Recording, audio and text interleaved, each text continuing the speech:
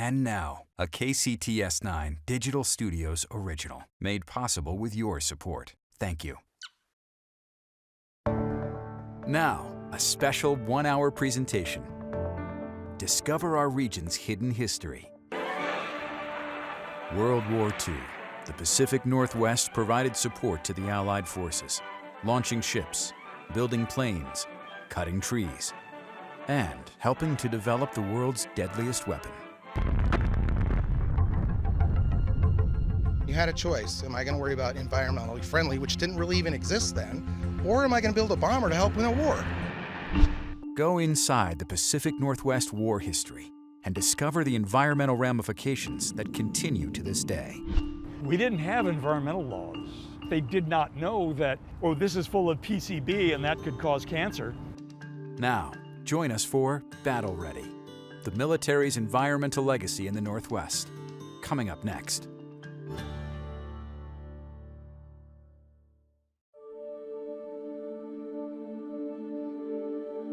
When you think about the Pacific Northwest, you think of lush forests and pristine rivers. But there's a hidden history that's left a lasting environmental legacy. This story began 75 years ago. December 7th, 1941, a date which will live in infamy. On the home front, America turned to its natural resources and industry to arm what Roosevelt called an arsenal of democracy. At Bonneville, 500,000 kilowatts to serve the new war plant.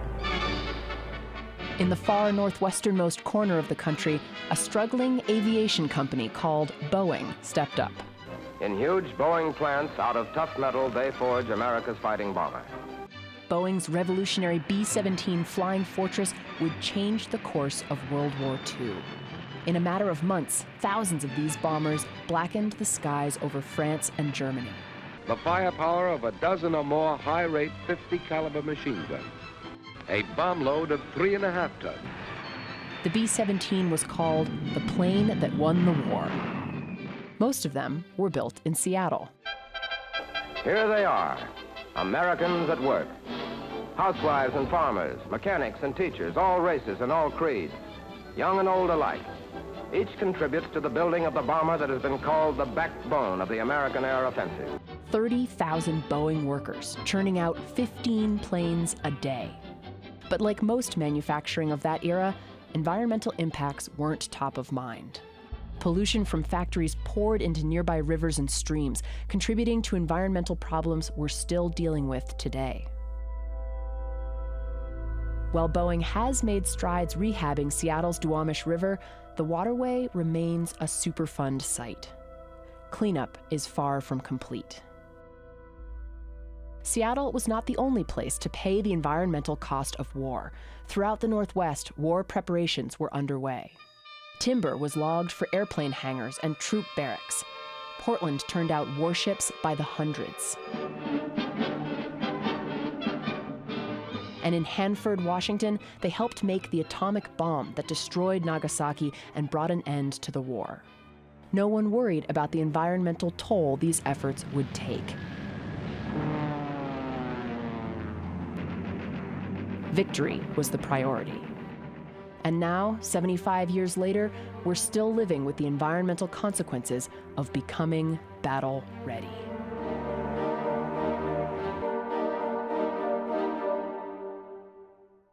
In the days leading up to World War II, military preparedness was our #1 priority. The only question was, how can the American workforce and the natural resources of our country be put to use defeating the Axis powers? People of the Northwest were all in for the war effort. Protecting the environment wasn't really on people's minds. But in the decades since, we've had to face the environmental consequences of our military past. This is Battle Ready, a special program from EarthFix, the Pacific Northwest Public Media Partnership. I'm Ashley Ahern, EarthFix reporter at KUOW Public Radio in Seattle. Over the next hour, we'll explore the environmental legacy of the military's presence in the Northwest. We'll learn about the unforeseen environmental consequences of building and breaking warships. Then we'll meet the people who are still dealing with the toxic waste from the world's deadliest weapon. Later, we'll look at the military's growing presence in the Northwest today. And throughout this program, we'll be asking one central question. Can we have strong, well-prepared armed forces and still protect our environment? Are these two things mutually exclusive? We're going to start in the forests of Oregon, where Oregon Public Broadcasting's EarthFix reporter Jess Burns looks at how World War II paved the way for a revolutionary new technology, a technology that forever changed our relationship with the forests of the Pacific Northwest.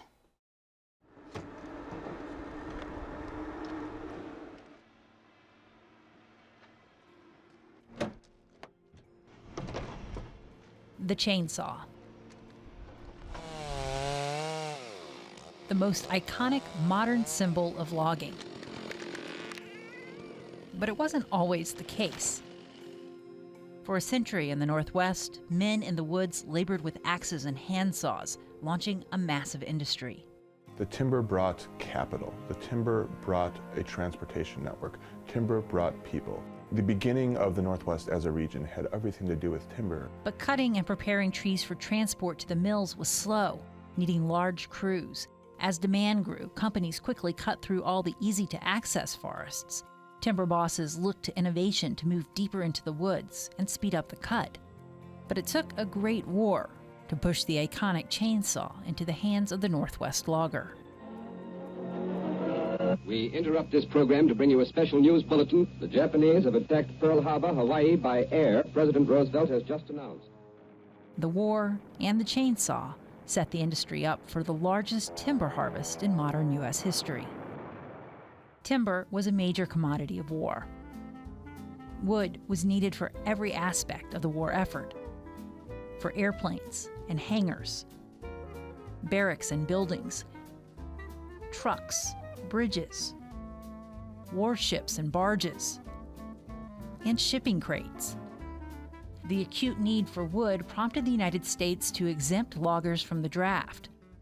A timber industry workforce that was decimated by the Great Depression suddenly had more work than it could handle, but still some of the most clunky and rudimentary tools available to get the job done. At Wayne Sutton's Chainsaw Museum, the entire history of the saw is on display. If you were talking the chainsaws prior to the war, you would be someplace where they had typically an electric machine. They had big generators mounted on crawlers or tractors of some sort, and the cords were the size of a garden hose. These were two-man monstrosities, and there was some hesitation on the part of loggers to take them on.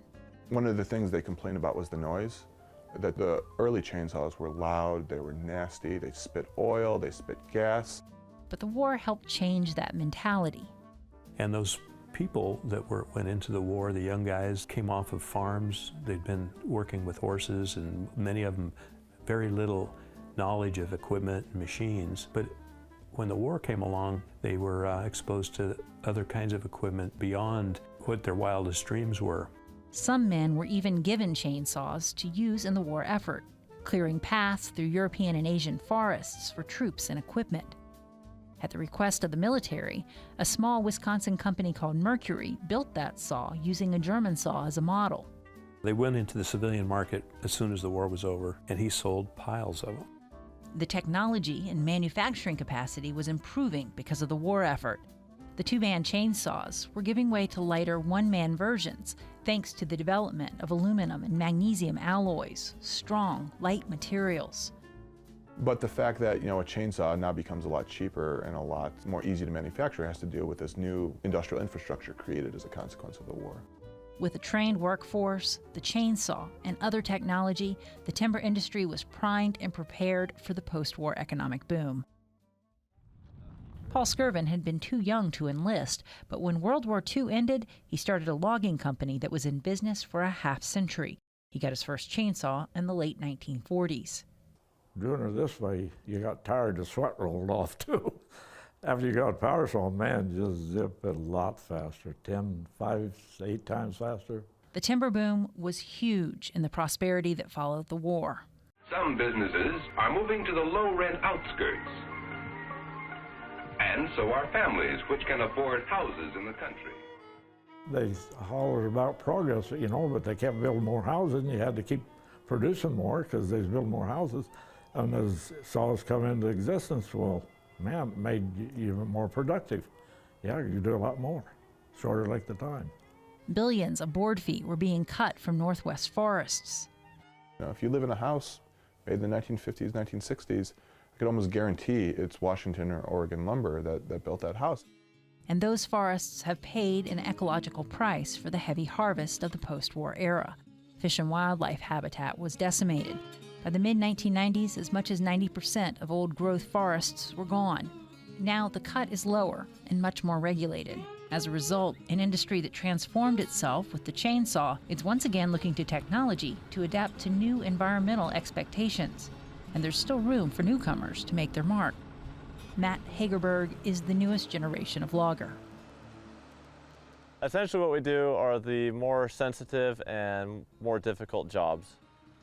These thinning, restoration, and fire treatment jobs are available, and it's innovative equipment that makes his business work. Because we do deal with smaller timber, we aren't dealing with great big trees with no limbs on them.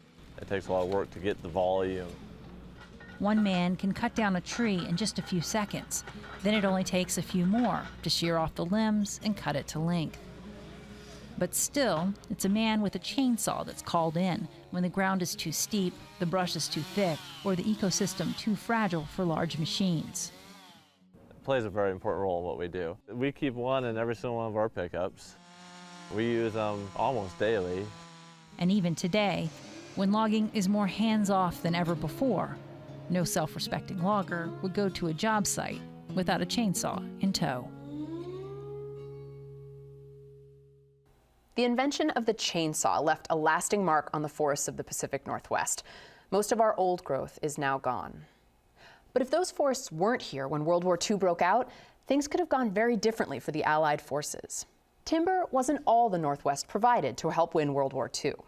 Hundreds of warships were built here too. And as you might imagine, building those massive ships took a toll on the environment.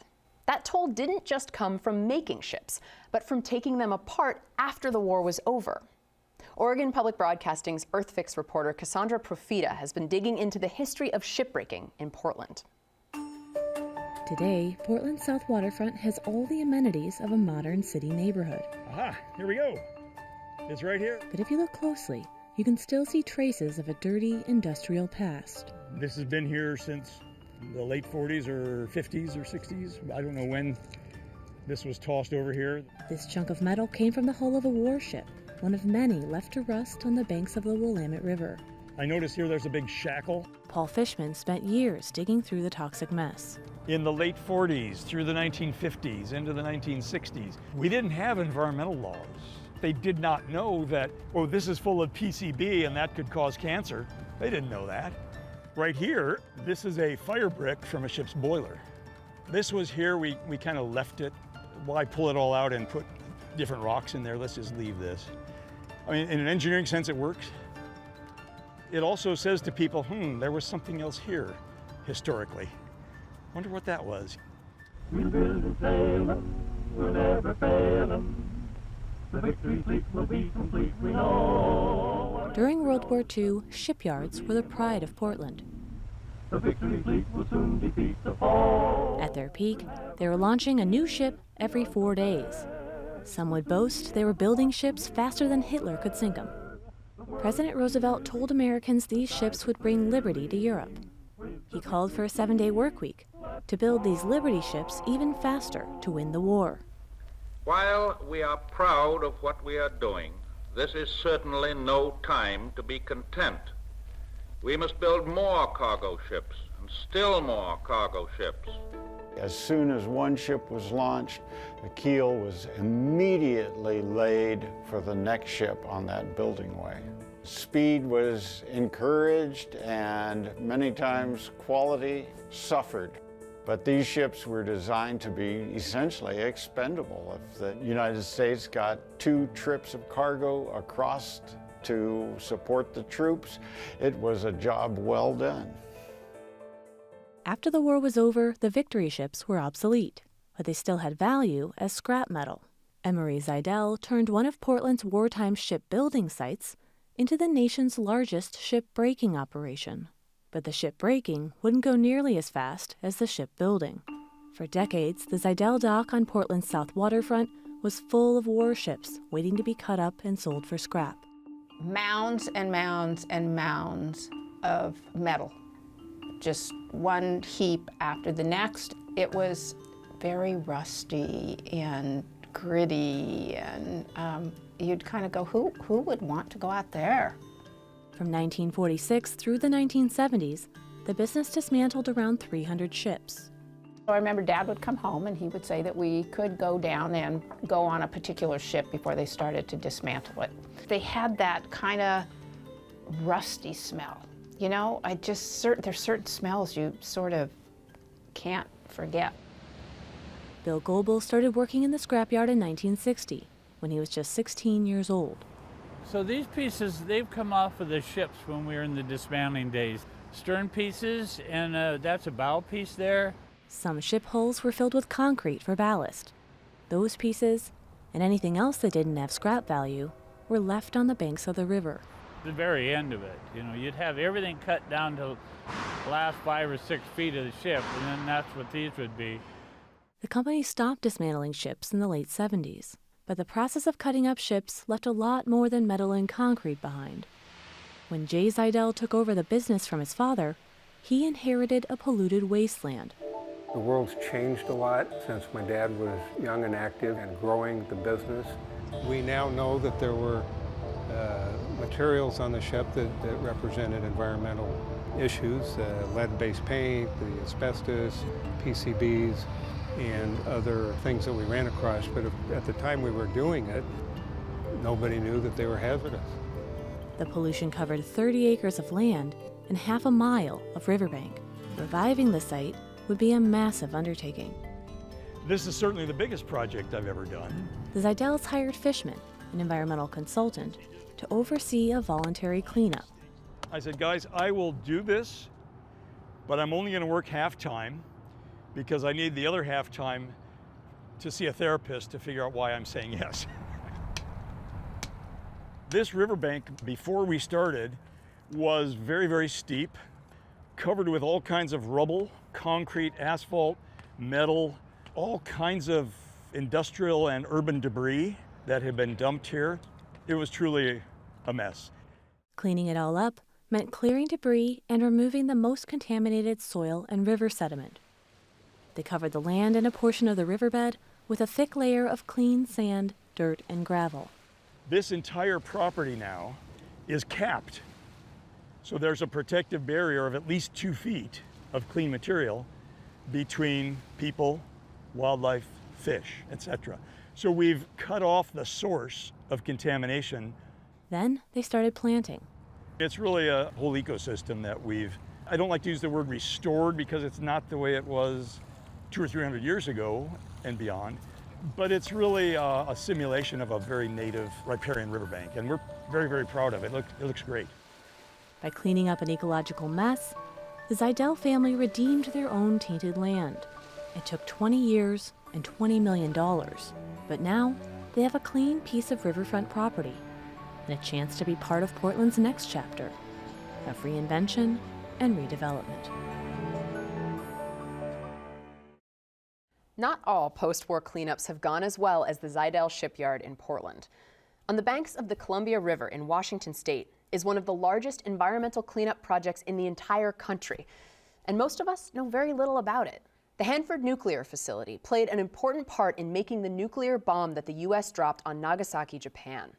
Now, there are millions of gallons of nuclear waste to clean up, and that process has been complex, expensive, and dangerous. We had Oregon Public Broadcasting's McGregor Campbell and Robert McClure of Investigate West break it down for us. This is a gallon, and this is nuclear waste, and this is 56 million gallons of nuclear waste. It's toxic, radioactive, and is sitting in old, leaky tanks just a few hours upriver from Portland. It's here at Hanford, where all that waste is polluting groundwater, which is seeping toward the Columbia River, and after more than 20 years and $19 billion spent, none of it has been treated.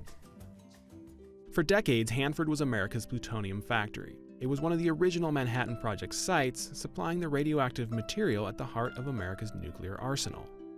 Over the course of Hanford's military lifetime, it was home to 9 nuclear reactors used to irradiate uranium fuel rods, creating plutonium. That plutonium was then extracted with chemicals, processed, and shipped off to weapons factories. Each step of that process produced radioactive waste, some of it liquid, some of it solid, some of it somewhere in between. For decades, workers poured much of the liquid waste, hundreds of billions of gallons worth, into the ground. They dumped the rest, including solids and sludges, into underground tanks to be dealt with later. And now, it's later. A patch of contaminated groundwater the size of Seattle lies under the site, those old tanks are deteriorating, and the official plan to clean it all up has serious problems. The basic idea is to pump up and treat the groundwater, get the waste out of the tanks, and process it into glass logs. The first big problem is that radioactive waste can generate flammable gases, which can build up in the tanks and treatment facilities, and, if ignited. On top of that, some of the waste in the tanks still contains plutonium, which is heavy. And as the waste is moved around, the plutonium could settle out, clump together, and start an uncontrolled chain reaction. That might not be such a big deal if workers could monitor and step in to prevent the accident, but the treatment process, at least for the most hazardous wastes, has to happen in special rooms, called black cells, that are too radioactive for humans to enter. According to the official plan, the machinery in those black cells has to work smoothly for 40 years with no direct human intervention. If something goes wrong, there would be little workers could do to prevent hazardous waste from spreading around the site. But the cleanup has made some progress. The liquid waste in the oldest, leakiest tanks was transferred to newer tanks. And in 2015, workers treated 2 billion gallons of groundwater. But the vast majority of contaminated groundwater is still there, and they haven't even started treating the actual waste in the tanks. In fact, they haven't even finished building the treatment plants. Construction was supposed to be done by 2007. That slipped to 2011, then 2019, and recently the deadline was extended again to 2036 for the most dangerous waste. Humans have never cleaned up a mess quite like the waste at Hanford. And after years of delays, we don't know if the current plan will be up to the task. That means that without some breakthrough technology or new plan, those 56 million gallons of nuclear waste will likely continue to sit just hours upriver from Portland.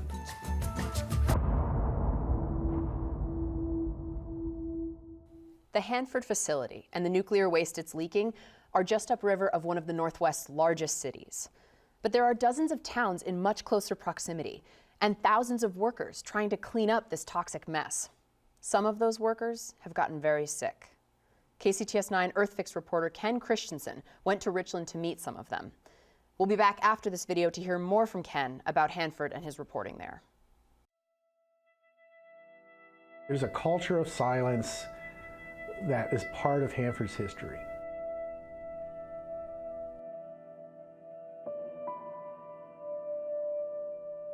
It's a well-kept, in plain sight secret.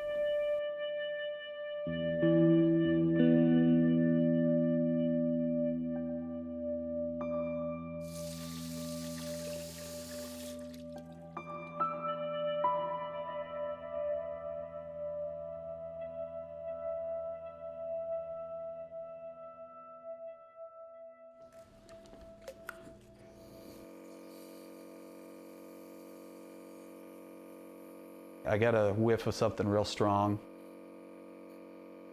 It takes your breath away right away.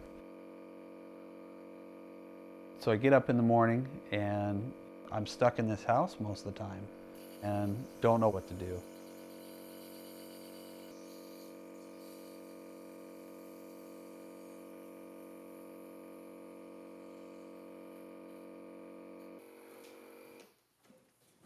I was 22. I took the test and I got hired on out there. You know, I thought it was the greatest thing ever.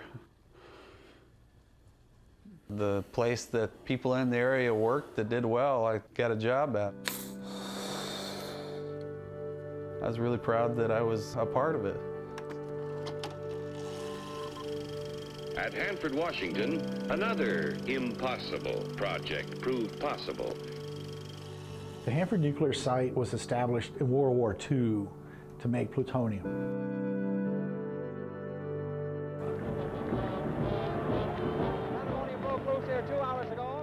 Then Hanford was used to make even more plutonium for Cold War uses. This is an extraordinary place to visit. The men and women who work here changed the entire history of the world. It made enough plutonium for tens of thousands of nuclear weapons, the arsenal of the United States. High-level nuclear waste is left over from the process of making plutonium. And that's what we're storing right now at the Hanford site. Cleaning up the largest collection of radioactive waste in the country has turned Bomb Town into a boom town. Cleanup officially started in 1989. We've got 56 million gallons of this waste and about 170 underground nuclear waste tanks. We're monitoring the tanks at all times. It's radioactive. There's thousands of chemicals associated with this waste. So the workers are on the front line. They're a population that's most at risk during this cleanup. They basically diagnosed it as chronic solvent encephalopathy, toxic poisoning in his brain.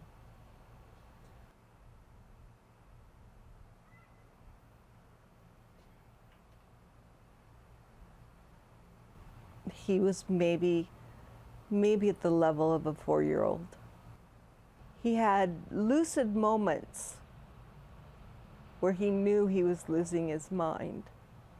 And those were really hard to take. Come on. I'm right here. No, you ain't coming around. No. No? No? No person should have to go through that. What are we in here? The fact that it's still going on today, after Gary's died from it, is unacceptable.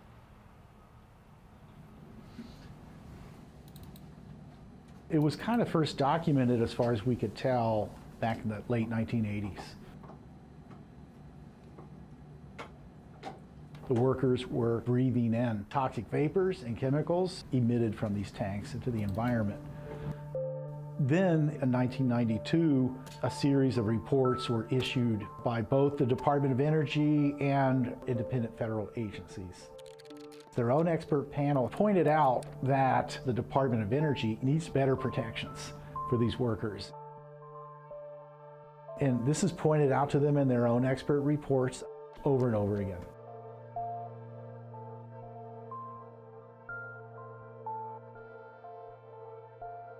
There is a higher rate of cancer and illness among these workers. Sometimes they lose a good part of their lung capacity, or it could be mental, neurological brain damage. 2 years later, more exposures and more studies.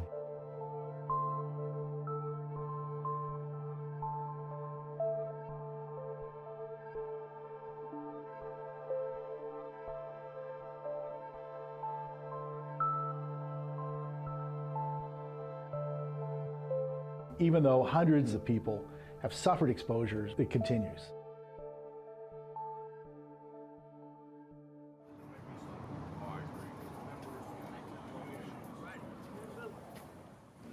So please welcome a determined fighter for workers, our Attorney General, Bob Ferguson. I feel the federal government has had more than enough time to get this right. They have failed, and I won't stand for it. There is no case we have in my office right now where the stakes are higher. That's the way I look at it. My team knows that. I think about this case every single day.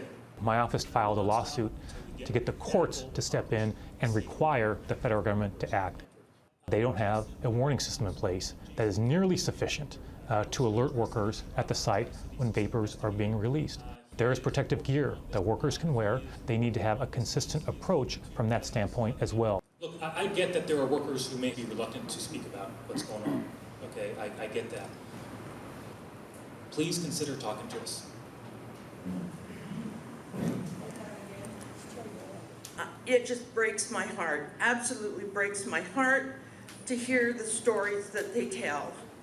and hear them say that DOE does not believe them. And as far as I'm concerned, that is bull. Okay, I recently got accepted for toxic encephalopathy just this last February after fighting them for 12 and a half years. I can guarantee you they were hoping that I'd die. I'm hacking because I can't breathe. This is what happens. Every morning, every afternoon, every evening, this is what I depend on to live. And it's not just me. There's a lot of us that depend on this to live. And I look healthy, I look like I'm okay, and so do a lot of other sick workers. But this is what you don't see when we're doing this at home. So I thought it was important to show everybody, this is our life. In my view, there is a culture of indifference to worker safety there. What other conclusion can there be?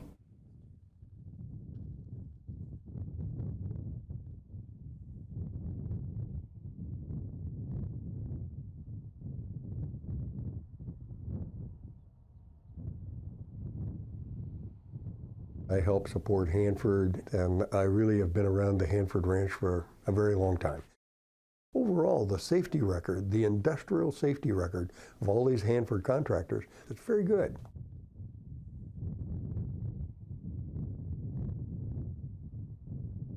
The tanks, each one has different mixtures within it. You get a wide variety of smells. But monitors that they have out there say it's all within standards for inhalation.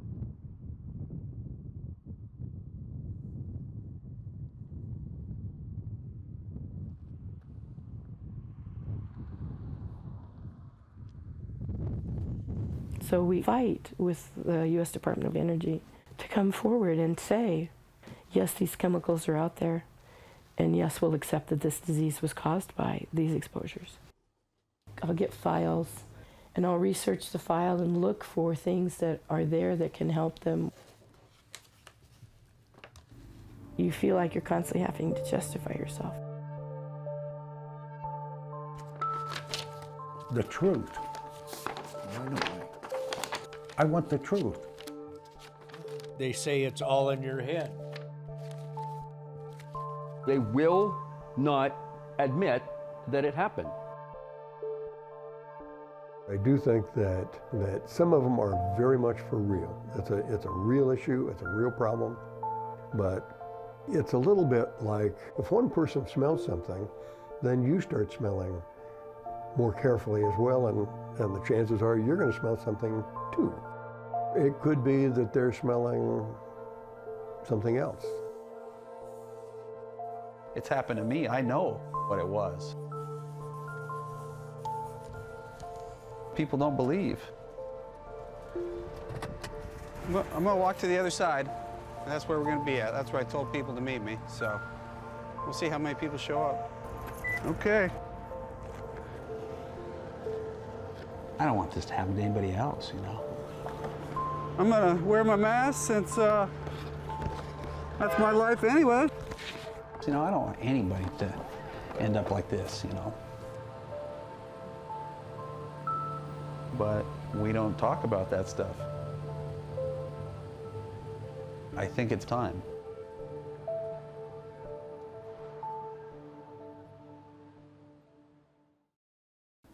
And reporter Ken Christensen joins me now. Ken, Seth Ellingsworth is an amazing character, and I'm so glad he shared his story with you. It does raise the question for me, did he know about those risks when he signed on for that job? You know, I think what's clear is this problem has been documented to a certain extent over the years. Yeah. Like we saw in the story, dating back to the 1980s, 1990s, reports started coming out where DOE was looking into the problem. But what's also clear is that a lot of workers feel like the Department of Energy has done everything in its power to try to downplay the severity of this issue and not take it seriously. So it's hard to say what Seth Ellingsworth knew going into the job, but he was 22. He took a job at a major employer in his hometown. Right, it was a good job. Exactly. And, you know, I think he also believed he was safe. And he got that impression from the people running Hanford. So what's been done over the years to address the concerns workers like Seth are raising? So it's not that the Department of Energy hasn't done anything. They've commissioned these studies, they've investigated aspects of the problem, and made some changes as a result. But some people believe that as far as making substantive change and really implementing the changes that need to happen to prevent future workers from getting sick, DOE has fallen short. DOE's response to this over the years has been pretty consistent. They say, look, we monitor the air for chemicals. Yes, these chemicals might be out there, but they're not at concentrations that could make a person sick. So that begs the question then, who's setting these, as acceptable limits, these levels where they can say people are safe if people are getting sick? So the Department of Energy actually set these levels based on standards across the industry. Okay. But what's interesting is a 2014 report actually looked into these monitoring techniques and sort of called into question whether the techniques were working. And what they found was that it is possible for workers to breathe in very concentrated doses of these vapors for brief amounts of times, and the monitoring data won't pick that up. I see. And State Attorney General Bob Ferguson has filed a lawsuit on behalf of workers like Seth Ellingsworth. What does he hope to accomplish there? So he's hoping to prevent any future workers from getting sick, right? And to do that, he's calling for new monitoring techniques, alarm systems to alert workers when these vapors enter the environment. These bursts. Exactly. Yeah. But also, he's calling for mandatory respiratory protection for any workers that are in the tank farms. And that's really a big sticking point here. And how has the Department of Energy responded to the lawsuit? They've tried to throw the lawsuit out, and that's because they've argued that they're investing in new technology already. They're already taking those steps to solve the problem. And also that this respiratory protection will slow down the work unnecessarily and really slow down the cleanup. Which is already behind schedule. Exactly. But what does that mean for workers like Seth Ellingsworth who are now sick? So if Ferguson and the workers win this lawsuit, it won't necessarily mean anything for Seth because he's already gotten sick, he's at home, and he's sort of dealing with his health. But it could potentially mean future workers don't end up in his position. Thanks, Ken.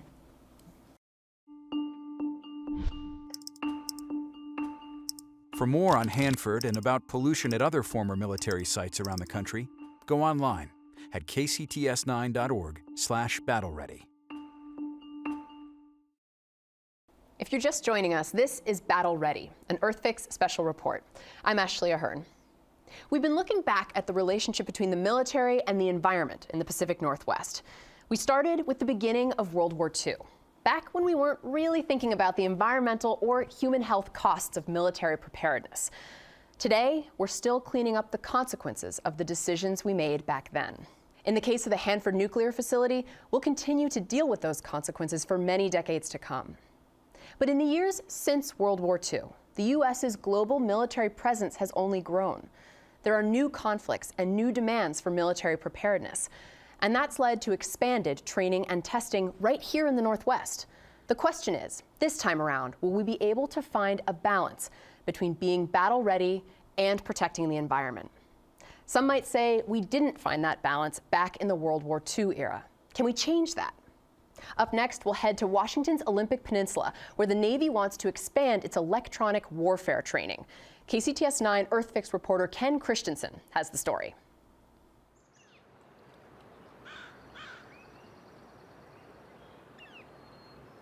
The Olympic Peninsula in western Washington is home to some of the last temperate rainforest in the world. It's often called the quietest place in the country. It's better therapy for me than anything else I've really been through. Charles Nelson has been struggling with anxiety and depression for years.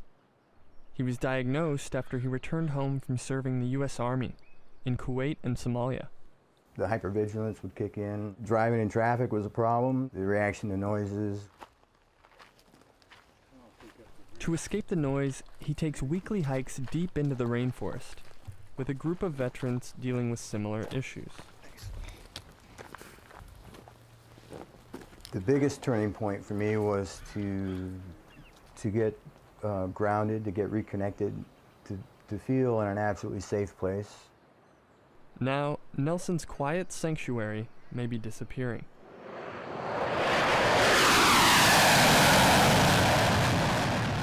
That's because the Olympic Peninsula may soon become a new military training ground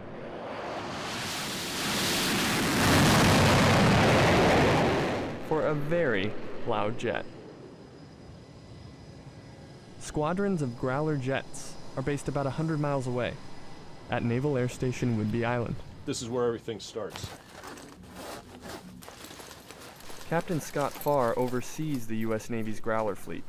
I am in charge of all the E-18G Growlers in the U.S. Navy's inventory. His unit specializes in electronic warfare. They use the Growler to disrupt enemy radar and scramble threatening electronic signals, allowing U.S. troops to carry out missions undetected.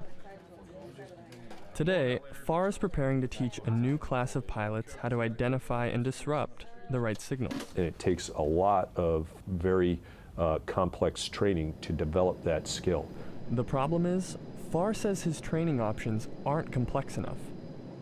So the naval base proposed a new plan. It calls for putting mobile trucks on forest roads on the Olympic Peninsula. The trucks transmit electronic frequencies, and trainees practice homing in on the right signals. Then, the trucks move to a different part of the forest. We have to have mobile emitters that can move around. Right now we have a single site based here on Whidbey Island. If you take a test and you know where the answer is all the time, it doesn't make for a very challenging test. Trucks hiding on the forest floor will mean more Growlers overhead. Whidbey pilots have been flying over the Olympic Peninsula since World War II. But base officials say more residents began taking notice after the Growler was introduced in 2008. Whidbey Island Naval Air Station welcomed its first EA-18G Growler fighter jet Tuesday. The Growler replaces the Prowler, and there is quite a difference between the two planes. Nelson noticed a difference too. So here we are out seeking healing in this beautiful place, and it was interrupted by the absolute epitome of what I've been trying to avoid.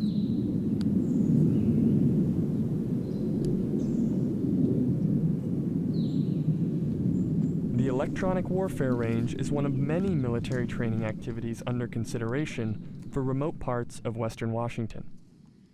The Navy recently renewed permits for sonar and explosives testing in the waters off the Pacific Northwest coast. Another plan will allow Navy SEALs to train on public beaches. Meanwhile, the U.S. Army proposed helicopter training in wilderness areas in the North Cascades. The military's presence in the Northwest has been growing as bases shut down elsewhere. Additional forces were redeployed to the state of Washington, and they were moved to the state of Washington because of our geographic strategic significance.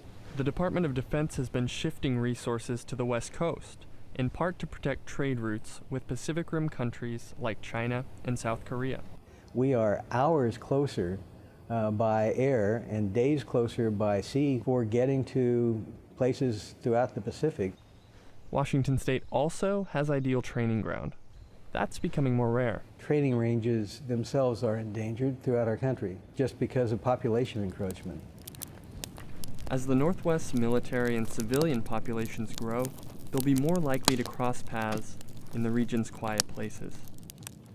You know, I'm not anti-military, I'm not anti-Navy at all. My whole point is convince me that it has to be done here. If the U.S. Forest Service approves the plan, Growlers will fly here 5 days a week, 12 hours a day. Base officials say that's only a 10% increase. Nelson says any increase is too much. He knows firsthand how difficult it is to restore peace and quiet once it's lost. I have Ken Christensen here with me again. So Ken, it looks like these plans are going forward on the Olympic Peninsula. What other effects could that have out there? One thing we didn't get to touch on in the story was the impact that this could have on the environment. So several endangered species live out in these forests, and they've adapted to this unique soundscape. And we looked into some science on that and talked to some researchers who study birds in particular. And it turns out that when there's more background noise, birds that rely on their hearing to find mates or keep an ear out for predators spend their time looking for those things instead of listening for them. And that means they spend less time feeding, which is a problem. And so scientists say that there is enough research out there to raise concerns about what the Navy's activities could mean for the soundscape of the ecosystem on the Olympic Peninsula. Right, and the thinking is that if you want to protect an ecosystem, protecting the soundscape of that ecosystem should be an important consideration. But I'm sure that there are people also at home who are looking at this and thinking, well, you know, birds are going to have to be a little bit more uncomfortable and humans can deal with a little bit more noise so that our troops can train. And what's most important is that our troops are prepared to go out there and protect the United States. Yeah, and go to war as safely as possible. And I think, I can't help but look back at the World War II era where we didn't have these environmental laws on the books. We didn't have an environmental protection agency that would make the permitting process to go ahead with tests like this much more complicated the way it is today. And so I know the Navy has had their share of headaches in getting the permits to do this testing. But I also know a lot of people who live out on the Olympic Peninsula and the surrounding area who say, if this goes forward, the soundscape is going to be changed forever, and they're really unhappy about it. But there are examples in the modern day where we're striking a balance between environmental protection and military preparedness. Coming up in our final chapter of Battle Ready, if you were to guess who is responsible for looking out for wildlife, you probably wouldn't think of the Army. Well, it turns out more than 400 threatened or endangered species live on U.S. military land, almost 4 times more than in our national parks. So how do we protect animals that live in such dangerous places? KCTS 9 EarthFix reporter Katie Campbell went to Joint Base Lewis McChord to find out. Yeah, so the nest is just right here. A baby streaked horned lark. They look like grumpy little old men. They never peep at you when you hold them, but it's just the look that does it. Only about 2,000 are left on the planet. Holding these little creatures in my hand is nerve-wracking. My fingers still shake, and then I'm putting a silver band on with this pair of banding pliers. The colored bands will help identify this lark once it leaves the nest. That guy is going to be known as yellow over orange, white over silver, blue. Adrian Wolf is trying to save these native Northwest songbirds from going extinct. And there he goes. Good luck, buddy. You can do it. But there's danger nearby.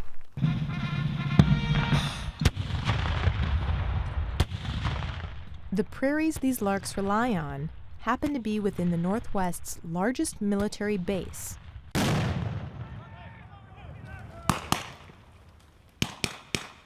At Joint Base Lewis McChord in Western Washington, thousands are learning what it takes to be soldiers. Training's important.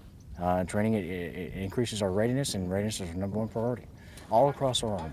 Lieutenant Colonel J.D. Williams commands a battalion of 600. It's his job to get them ready for deployment. You can't just show up to remote locations and expect to know what you're doing, so you absolutely have to come out into environments like here at JBLM and utilize land and train and perfect your craft as a soldier. One of the most difficult skills, Williams says, is learning to fire heavy artillery. It takes a battery of 9 people working in careful coordination, with a remote crew spotting the target and relaying coordinates. What does an artillery battalion need? Absolutely, we need land. When we shoot our projectile, it'll go 6 miles away. I need space so I can shoot something and I can observe it and I can test that system and make it better and make those soldiers better artillerymen.